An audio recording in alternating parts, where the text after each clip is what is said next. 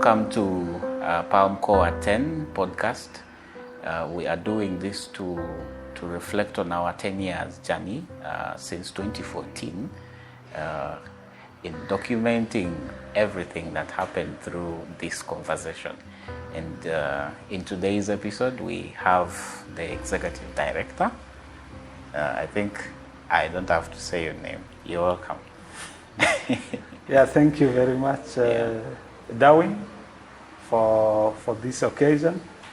My name is Anyanzo Thomas, and like you did say, I'm the executive director of Palmco. Professionally, I'm a development worker with a focus on agriculture development. Okay. Yeah, my master's degree is in development studies, but the first bachelor's is in veterinary medicine. That's why they call you doctor. Yes, that's why. Are we supposed to call you doctor or? Yes, veterinary doctors are doctors. Yeah. Okay. Yes, so you are right to call me a doctor. Okay. All right. In some conversations, we'll refer to as doctor. So the person who has been calling doctor in some of the episodes is here. He's Dr. Abbey, the executive director. So as the executive director, please, how would you define Palmco? Okay, thank you. Palmco is a national NGO. Yeah. That was registered, formed in West Nile here and registered nationally in 2014. We have a vision of a community where the poor and the most vulnerable live in dignity, they live in peace, they are healthy, but they are also productive without destroying the environment. So that is our vision. We are guided by core values in our operations. And these core values are three. Yeah. The first one is integrity. We know integrity refers really to our moral and ethical character. Yeah. Now, that is important, particularly in Uganda today. Yeah. Where our honesty is put to test. Yeah. So integrity is quite important and one of our core values. Yeah. The second one is innovations. When we talk about innovations, we refer really to being curious in what you are doing. Yeah. So we encourage our staff to ask themselves, are they doing the right things? And are they doing it rightly? Yeah. So that if it is not working, you are adaptable, in your work to be able to address that challenge. We also see innovations by experimentation. We want to try out some things before we scale it up.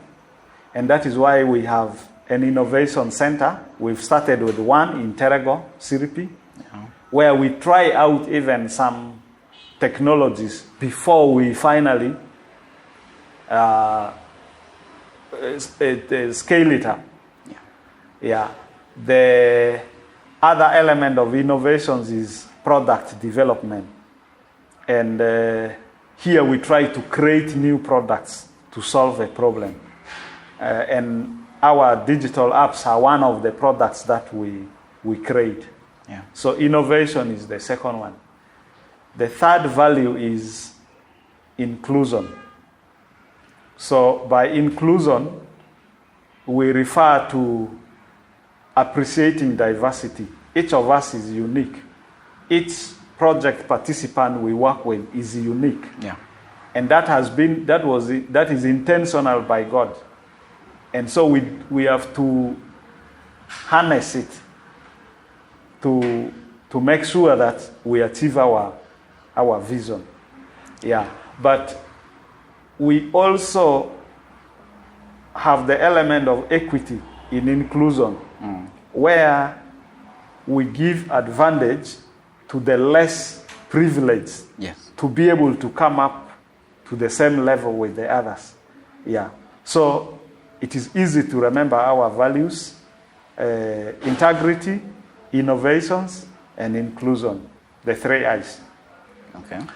Yeah. Now, innovations is the outstanding one, and that is why our slogan is innovations for sustainable development, because once you are innovative, you will drive the rest of the values. Yeah. Okay. In terms of sectors, we are in the sector of livelihoods, which mainly refer to agriculture development, but also vocational skilling, particularly for the youth and women.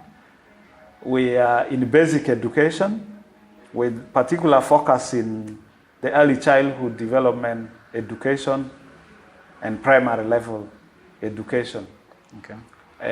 We have environment, which was under livelihoods, but we have pushed it as a different sector because of the climate change that we are going through. Yeah. And the last sector is public health. Yeah.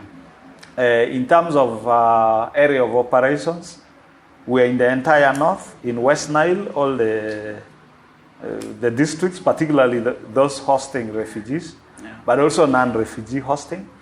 We operate in Acholi and Lango, but also in Karamoja. Okay. Yeah, so basically, that is what I can say about PalmCo. So, I think what makes PalmCo unique is something I would like to really Very know. important. Yeah, Yes, thank you for flagging that. Yes. Yeah, I think we are known for 3 main things. Yeah. One is market systems development.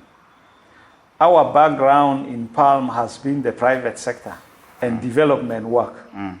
We actually learned humanitarian work during the 2013-14 refugee influx. Yeah, so we are very strong in market systems development, and that refers to making markets work for the poor. In our case, the smallholder farmers. Yeah, and trying to adopt market approaches to solving development problems. We have been facilitating multi-stakeholder platforms. We have been facilitating business-to-business linkages. Yeah.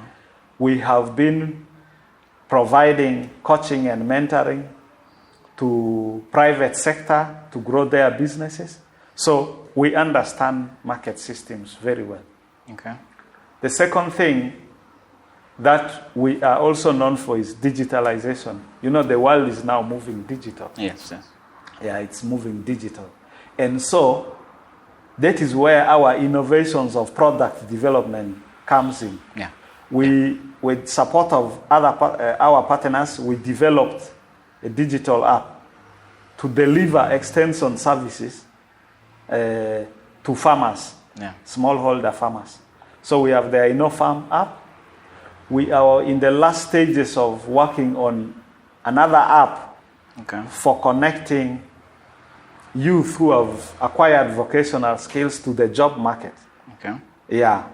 So does that app only focus on the youth that PalmCo has been training? No. The apps are for everybody. These services are not limited to the participants we work with. Yes. Even the InnoFarm app is in Kenya. We scaled it to Kenya. It is in several other regions where we don't even operate. Yeah. So the other app we are piloting is an app called Child Growth Monitor, and this was developed by Veltunga Hilfe in Germany, tested in India, but we are piloting it here in Uganda to ease assessment of nutrition status of children. Yeah. Right now, the gold standard for assessing nutrition status of a child is taking the height of the child, the weight of the child, and the mid-arm circumference, which is cumbersome. But with an app, you can scan a child and all the nutrition status of the child is given to you. So we have a lot of interest in digitizing service delivery. Okay. Beyond the apps, the products that we try to create, we also empower communities through digital literacy clinics to be able to use smartphones to access those apps. Yeah. And the target here mainly is the women, because not many of them have the opportunity to handle and operate smartphones, and yet they are the ones running our homes and several development activities. Okay. So we also deliver digital literacy clinics to the community. The third thing that we are known for, our uniqueness, is a very strong partnership with academia, the universities particularly, with research, and the local governments. Okay. Now, this did not come by accident. The founding members of Palm Corps all of them started their career in local government. Okay. And we are really grateful to the government for giving us that opportunity. So we understand how local governments operate, and we harness that to make service delivery. Even influence and drive advocacy programs. And with the universities and the research, it also did not come by accident. The journey of Palm Corps started with the research, actually in beekeeping. Okay. So in most of our work, we work together. Right now we have like 3 projects that we are implementing together with Moni University, which is a public university. Yeah. They are part of the quality assurance team of the I Know Farm app together with the local government. So we work hand in hand, and that makes our sustainability case stronger. Okay. So speaking as the executive director, give us an image of how does the management system of Palm Corps look like? Okay, thank you. I would categorize the management of Palm Corps into 3. Yes. The topmost level is the Core Management Committee. This is, I would say, the think tank of management. And it is comprised of the executive director, the finance and admin manager, the program manager, and the mill manager, the monitoring and evaluation and learning manager. Yes. So this constitutes the core team. And we implement the work plans, policies, and budgets that are approved by the board. Yes. So we have weekly meetings so that we are coordinated among ourselves, but also we are able to provide oversight to the lower level management team. Okay. The second level is the mid-level managers. Most of our operations are project-based. So the person who is responsible for each project is a project coordinator, or a project manager, depending on the magnitude of the project. The second level of management is the mid-level management. This is comprised of the project coordinators and the accountants who are managing the different projects. They work with the team of the field level officers. So they are managers, but in between the field team and the core management.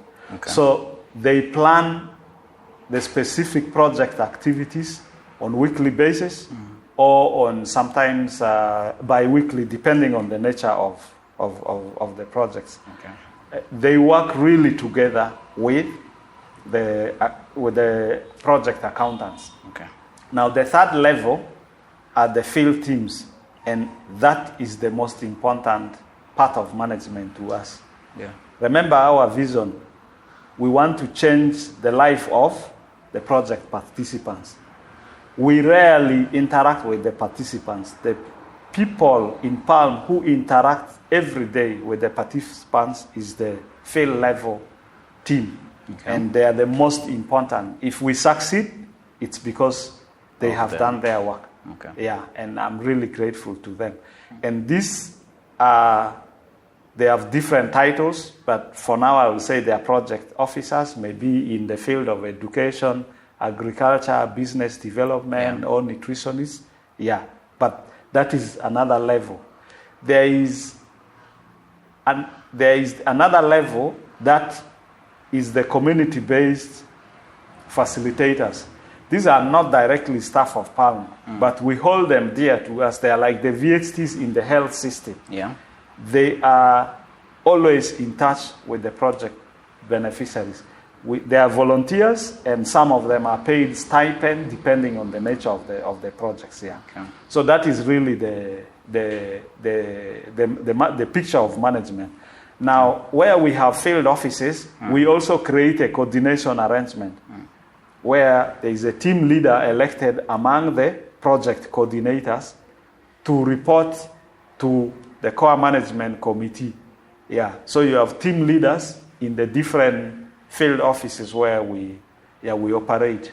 Okay. We encourage quarterly staff meetings so that sometimes we come together as a team and all of us meet together and we share together, we plan and support each other together. Okay.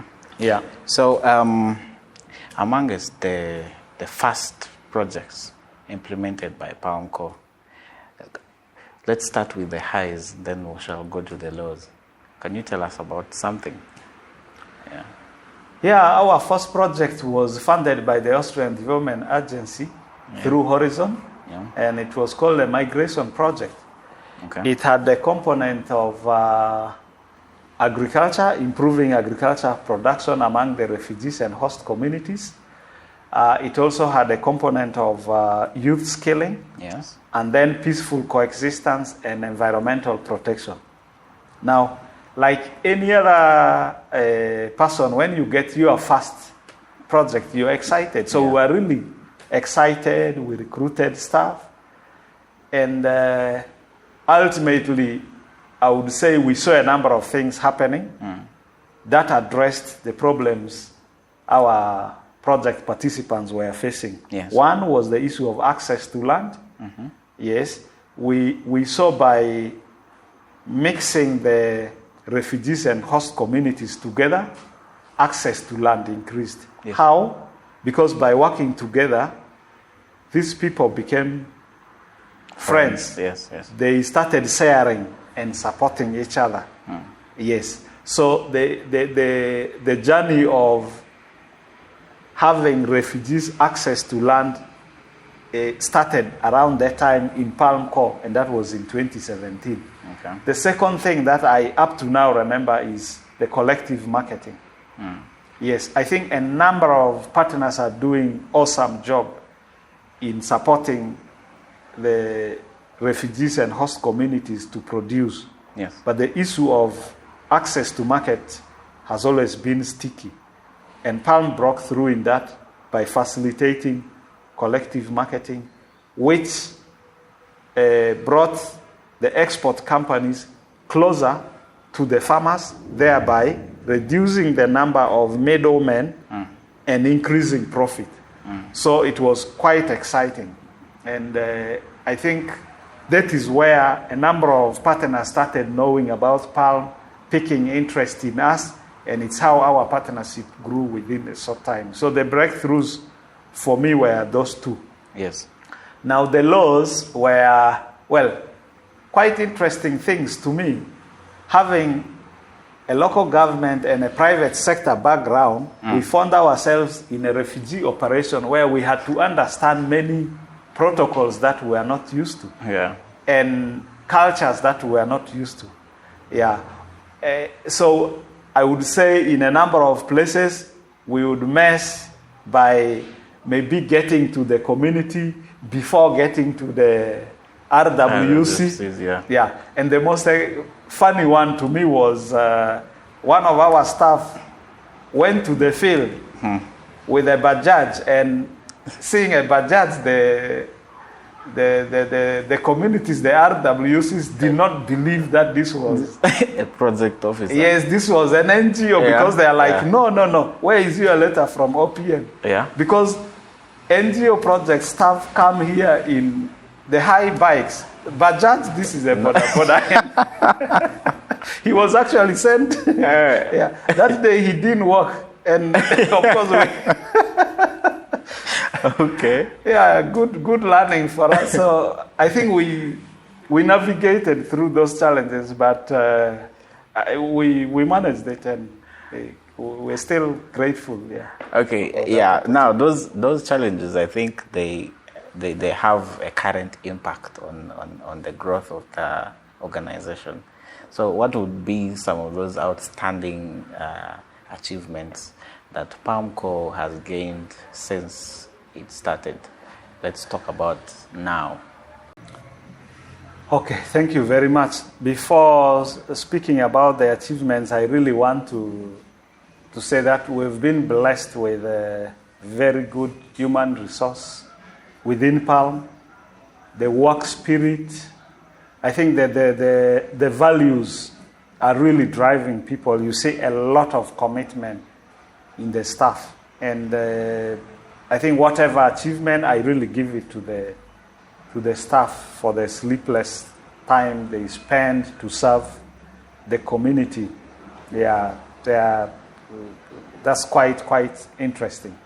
Now, I want to say our achievements at high level. Yes. It's our vision. We want to change the lives of communities. And I really see that happening. So for me, the biggest achievement for me is the impact of the activities that we carry.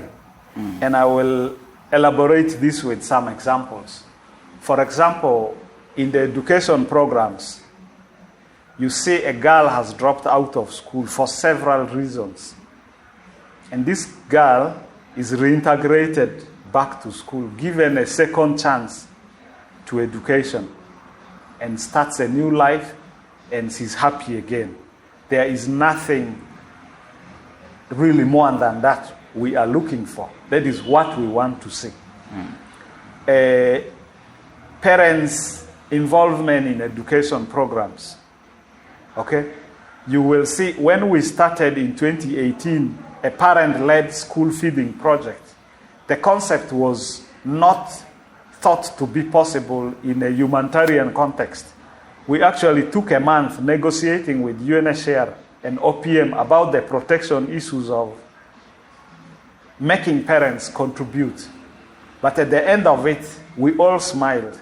You see parents getting involved in the education of their children by contributing even money. A donor is providing some of the things, but the parents are also beginning to take first steps. And these are refugees. There is nothing also more exciting, really, than that.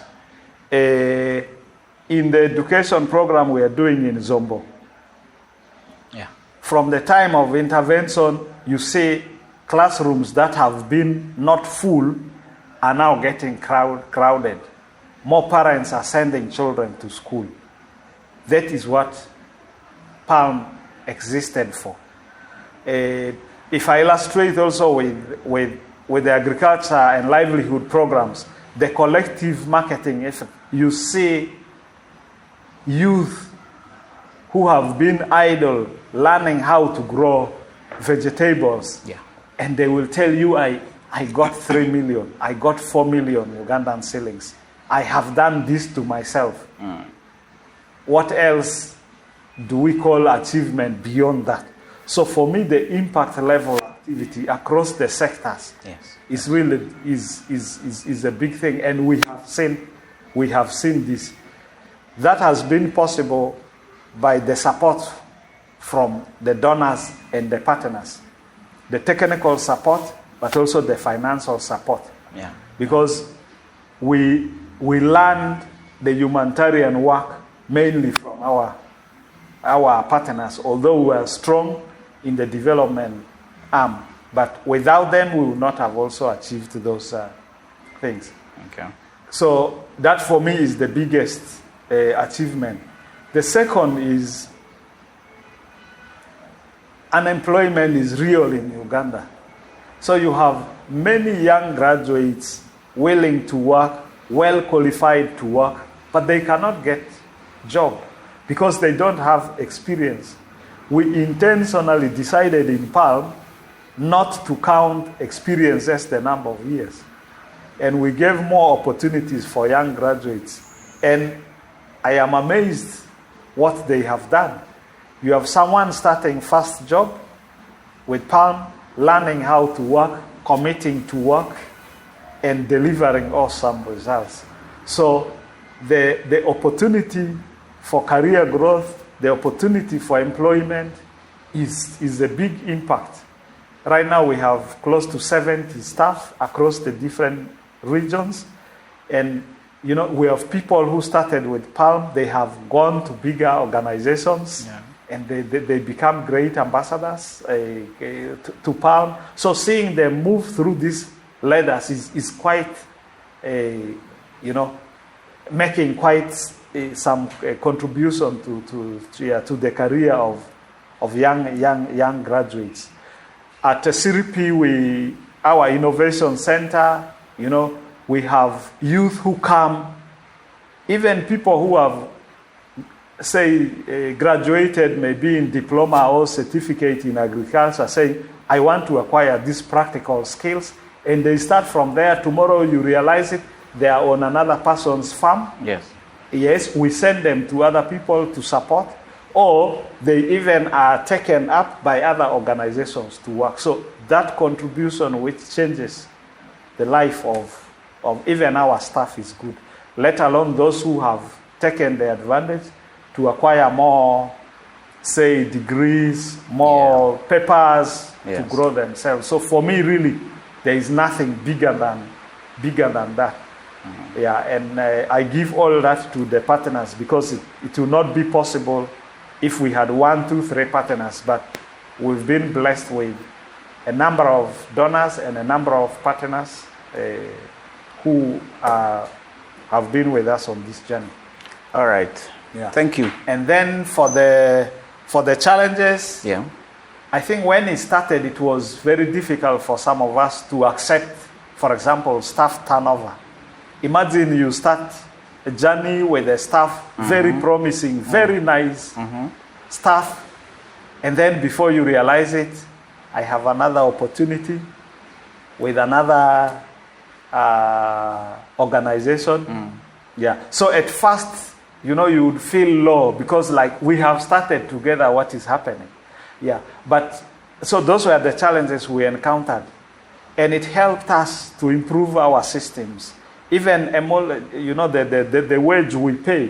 When we started, we really, were low, and you have staff who are growing very fast, but still, in terms of the remuneration to them, quite low. So that challenge enabled us also to benchmark with sister organizations and make sure that at least our staff get their worth. The other challenge is sometimes the funding landscape. After Corona, things became bad. We had to lose some staff, and really we had to work sleepless nights to put more proposal, but also to question our local resource mobilization approaches. And then some partners or donors have conditions that might not really be very good, but what we realize is with negotiation, it is always possible. So I think those are some of the of the challenges. Okay. Yeah, over the years. That's amazing. Yeah. I got to know that from the board chair, when Palm started, there were 2 staffs. Yes. We started quite low. We had 2. From 2, we moved to 17. 2 to 17. To 17, because when we started getting projects, then more recruitment, and I think because of our background and the quality of work, we had quite many partners that came in a span of 2-3 years. But also that I attribute to the humanitarian intervention. So they were really international NGOs had started opening up to work with local partners and build their capacity. So also the opportunity was right at the door, and we were ready to grab the opportunity. And right now we are close to 70 staff. Yeah. If you are keen, you will see of late we have been even doing more recruitments. Yes. Yeah. So whereas we came down after COVID, we are back and now getting more recruitment, and I anticipate by the end of this year we will be over 80 across the different regions. Yeah. All right. Thank you so much for this quality time. I wish we could continue more, but I think this was really fruitful, and I'm grateful. And for the viewers, thank you so much for paying attention and watching this till the end. Please, I know by the time you've watched this up to this end, please subscribe to our YouTube channel, follow us on all social media platforms to get updated on this whole journey of Palma 10. Otherwise, thank you so much. Thank you, Dr. Abbey. Yes. Thank you. Yeah, thanks.